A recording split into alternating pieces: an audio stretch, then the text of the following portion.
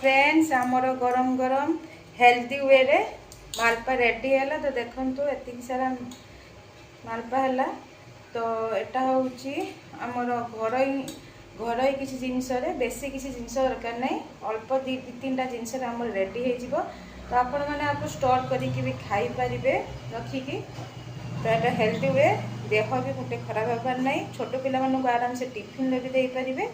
देखु तो यहाँ केमी आम कौन बनैले चलते फुल प्रोसेसटा मुझे देखा। तो फ्रेंड्स मु अटार गोटे मालपा बनवाई घर स्टाइल तो अटा तो सुजी ता सहित कदलीटा टे कला पड़ी जाता कदली तापर लुण ता सहित आमर बेकिंग पाउडर टिके पकई तापर पानमुरी पकई आम गोले दबा बेटरटा रेडी करदबा। तो सांग मैंने ये कंसिस्टेंसी बेटरटा रखिए रखिले भल हम। तो यहाँ हूँ कदली मालपा तो घर ये होममेड यहाँ हूँ अटा अटारे हेल्दी भी। ये तेल गरम हो गला तो ये आम पकेबा जो फुली आसला तो आम मीडियम रे रखिबा ना तली पुड़ी जीव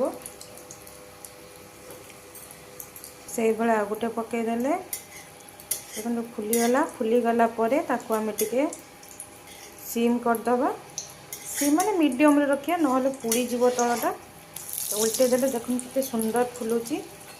तो ये सब को भी आपण पूजा पार्वतर भी आराम से करके ठाकुर पाखे भोग भी दे पारे तापर ताको करके एमती खाई भी पारे। तो देखो मुझे गोटे बनई की रखी सारी देखु ये सुंदर होती गोटे बढ़िया जिनस बनई तो टेस्ट करी कहल देखी केमती कौन लगुच बढ़िया टेस्ट केमती कौन भल। तो यहाँ घर उपाय तो भल लगुच तो।